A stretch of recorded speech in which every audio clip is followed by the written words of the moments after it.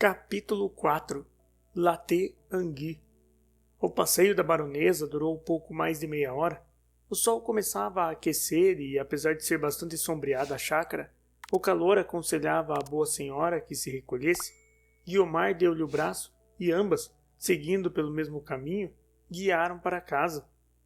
Parece muito tarde, Guiomar, disse a baronesa ao cabo de alguns segundos. E é, madrinha. Demorei-me hoje mais do que costumo, por causa de um encontro que tive aqui na chácara. Um encontro? Um homem. Algum ladrão? Perguntou a madrinha parando. Não, senhora, respondeu Guiomar sorrindo. Não era ladrão. A minha mestra de colégio. Sabe que morreu? Quem disse isso? O sobrinho, o tal sujeito que encontrei aqui hoje. Você está zombando comigo? Um homem na chácara? Não era bem na chácara, mas no jardim do Dr. Luiz Alves. Estava encostado à cerca. Trocamos algumas palavras. A baronesa olhou para ela alguns segundos. Mas, menina, isso não é bonito. Que diriam se os vissem? Eu não diria nada porque conheço o que você vale e sei a descrição que Deus lhe deu. Mas as aparências... Que qualidade de homem é esse sobrinho?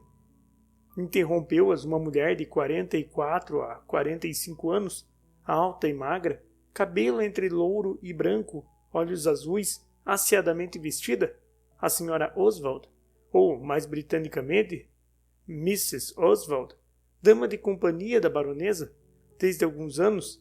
Mrs. Oswald conhecera a baronesa em 1846, viúva e sem família, aceitou as propostas que esta lhe fez.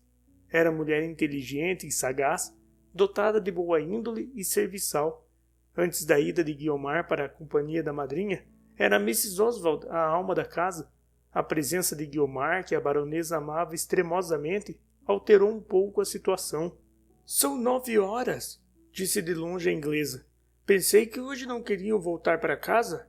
O calor está forte, e a senhora baronesa sabe que não é conveniente expor-se aos ardores do sol, sobretudo neste tempo de epidemias.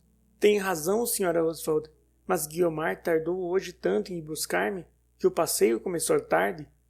Por que não me mandou chamar? Estava talvez a dormir ou entretida com o seu Walter Scott. Milton, emendou gravemente a inglesa. Esta manhã foi dedicada a Milton. Que imenso poeta, dona Guiomar. Tamanho como este calor, observou Guiomar sorrindo. Apertemos o passo e lá dentro a ouviremos com melhor disposição. Foram as 3 andando, subiram a escada e entraram na sala de jantar, que era vasta, com 6 janelas para a chácara. Dali seguiram para uma saleta, onde a baronesa sentou-se na sua poltrona a esperar a hora do almoço. Guiomar saiu para ir cuidar da toilette, e a baronesa, que desde alguns minutos estivera cabisbaixa e pensativa, olhou fixamente para a senhora Oswald, sem dizer palavra. Ela era uma senhora de 50 anos, refeita, vestida com esse alinho e esmero da velhice, que é um resto da elegância da mocidade. Os cabelos, cor de prata fosca, emolduravam-lhe o rosto sereno, algum tanto arrugado, não por desgostos, que os não tivera, mas pelos anos. Os olhos luziam de muita vida e eram a parte mais juvenil do rosto.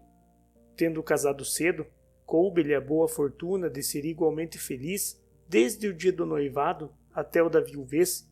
A viuvez custara-lhe muito, mas já lá iam alguns anos, e da crua cor que tivera, ficara-lhe agora a consolação da saudade. Chegue-se mais perto, preciso falar-lhe a sós, disse ela à inglesa, que se achava a alguns passos de distância. Senhora Oswald foi até à porta espreitar se viria alguém e voltou a sentar-se ao pé da baronesa. A baronesa estava outra vez pensativa, com as mãos cruzadas no regaço e os olhos no chão. Estiveram as duas ali silenciosas, alguns 2 ou 3 minutos. A baronesa despertou enfim das reflexões e voltou-se para a inglesa.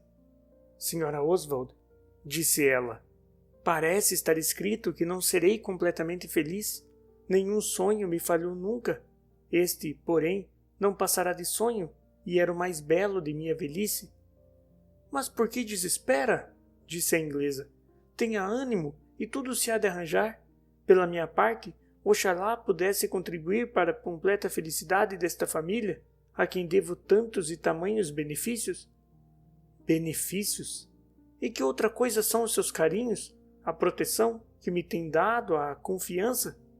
Está bom, interrompeu afetuosamente a baronesa. Falemos de outra coisa. Dela, não é? Diz-me o coração que com alguma paciência tudo se alcançará, todos os meios se hão de tentar, e todos eles são bons se se trata de fazer a felicidade sua e dela. Bem está o que bem acaba, disse um poeta nosso, homem de juízo. Por enquanto só vejo um obstáculo, a pouca disposição. Só esse? Que outro mais? Talvez outro, disse a baronesa abaixando a voz. Pode ser que não, mas tão infeliz sou neste meu desejo que há de vir a ser obstáculo, talvez. Mas que é? Um homem, um moço, não sei quem, sobrinho da mestra que foi de Guiomar. Ela mesma contou-me tudo há pouco. Tudo o quê? Não sei se tudo, mas enfim disse-me que, estando a passear na chácara, vira o tal sobrinho da mestra, junto à cerca do Dr. Luiz Alves, e ficara a conversar com ele. Que será isto, Sra. Oswald? Algum amor que continua ou recomeça agora? Agora que ela já não é a simples herdeira da pobreza de seus pais, mas a minha filha, a filha do meu coração?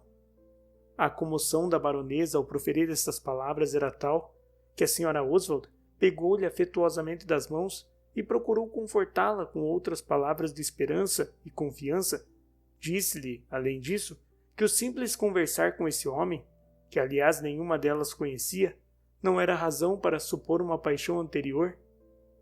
Enfim, concluiu a inglesa, custa-me a crer que ela ame a alguém neste mundo? Por enquanto estou que não gosta de ninguém, e a nossa vantagem não é outra senão essa. Sua afilhada tem uma alma singular, passa facilmente do entusiasmo à frieza e da confiança ao retraimento. Há de vir a amar, mas não creio que tenha grandes paixões, ao menos duradouras. Em todo caso, posso responder-lhe atualmente pelo seu coração, como se tivesse a chave na minha algibeira. A baronesa abanou a cabeça. Quanto a esse homem, continuou a Sra. Oswald, saberemos quem ele é e que relações de afeto houve no passado. Parece-lhe possível? Naturalmente.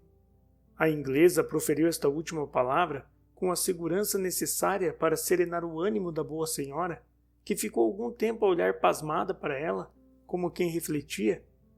Há ocasiões, disse enfim a baronesa, ao cabo de alguns segundos do silêncio, há ocasiões em que eu quase chego a sentir remorsos do amor que tenho a Guiomar.